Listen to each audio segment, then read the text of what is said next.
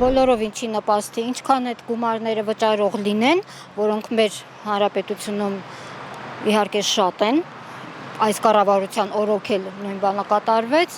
այնպես որ մեր բանակը գնալով կպակասի, ավելի վատ դեպք կլինի։ Մամիտ չեմ դրա հետ, որտեղ հարուստները նորից շահելու են, ցածր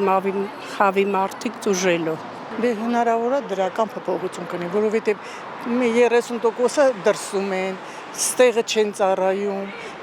ուրիշ հիվանդություններ են ձեռք բերել, չեն ծառայում։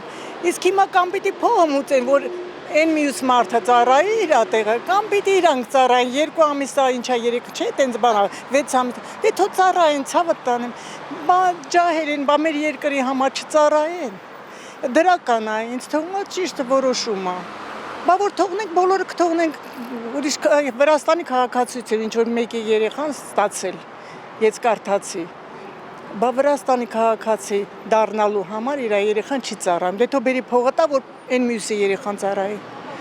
Ասում եմ ողորմի կառավարությանը, այնց սրանց անունը ես չեմ լսեմ հարաբերս։ Ճիշտն ասած դեմ եմ, քանի որ